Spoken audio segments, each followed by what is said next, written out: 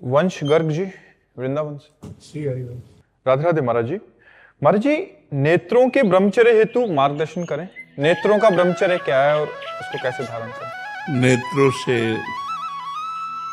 गलत दृश्य ना देखे हैं। जैसे व्यभिचार संबंधी दृश्य है ना, जो गलत भावनाएं हमारे अंदर उत्पन्न करते हैं, सबसे पहले हमें अपने नेत्रों को इससे बचाना है।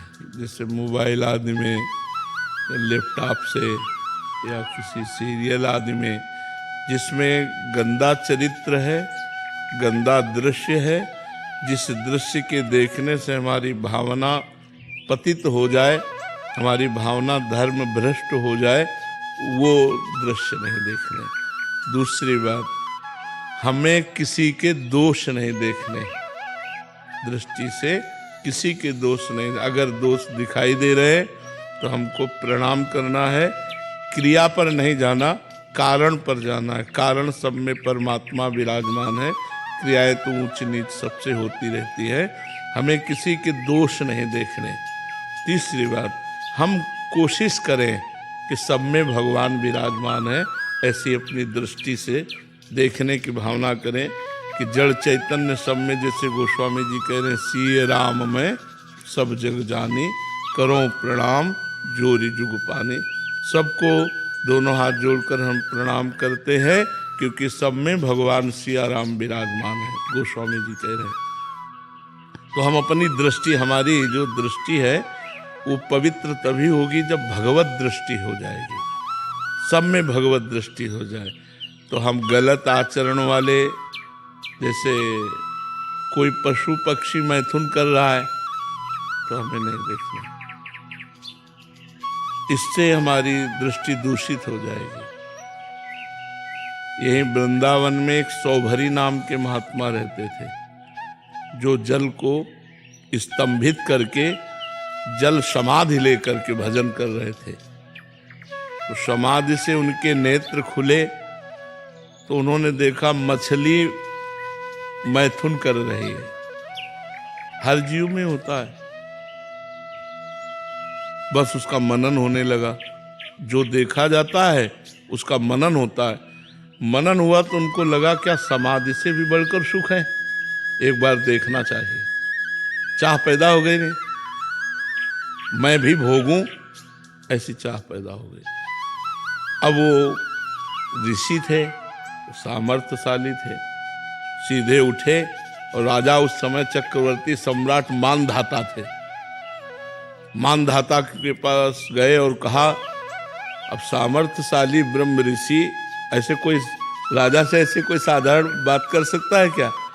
उन्होंने कहा अपनी पुत्री प्रदान करो। तो वो भी बड़े प्रवीण थे कि ना कहता हूँ तो शाप दे देंगे, और हाँ कहता हूँ तो कहा महलों की राजकुमारी, और कहा उनके शरीर से मछली जैसी दुर्गंध भी आ रही थी, क्योंकि जल में समाधिस्थ रहते, हड्डी हड्डी शरीर में। तो 50 पुत्रियां थी। तो उन्होंने कहा महाराज जो तुम्हें पसंद करे उसे स्वीकार कर लो। बोले आदेश करो। महल में आदेश किया कि महाराज सौभरी ऋषि पधार रहे हैं, जो राजकुमारी उन्हें पति रूप में वर्ण करना चाहे वो स्वीकार कर सकती है। महाराज सौभरी ने रास्ते में अपना ऐसा रूप बनाया, और तपस्वी थे, कि 50 मोहित हो गई। तो 50 पुत्रियों के साथ ब्याह किया, और एक दिन 50 की फिर संतानें हुई। सब ऐसे। तो एक दिन बैठे थे, पूरा परिवार देखकर अरे बोले कहाँ फंस गया, कहाँ जिस माया के विघ्न से बचने के लिए जल में समाधि लेकर भजन करता था, मछली के मैथुन क्रीड़ा को देखकर ये सब। तब उन्होंने लिखा, संगम तजेत मिथुन व्रति नाम मुमुक्षु सर्वात्मना न विसजेत बहिरिंद्रियाणि एकश्चरन रहश्चित्त मनंत से युंजीत तद्व्रतिषु साधुषु चेत प्रसंगा। बोले अगर मुक्त होना चाहते हो संसार से तो किसी भी मैथुन धर्म से युक्त प्राणी का संग न करो। संग नेत्रों से सबसे पहले होता है। हम किसी को भोग करते हुए देखे, चाहे स्त्री पुरुष हो, चाहे पशु पक्षी हो, चाहे कोई भी हो, जब मैथुन क्रिया उस समय हमारी दृष्टि जाएगी तो हमारा मनन होगा, और मनन होगा तो हमको भी वैसे ही चाह हो जाएगी, तो हमारी दोष दृष्टि हमको भ्रष्ट कर देगी। छोटे छोटे बच्चे जो आज गिर रहे हैं नई नई अवस्था के, उसका कारण मोबाइल है। मोबाइल में गंदी बातें सर्च करते हैं, गंदी बातें देखते हैं।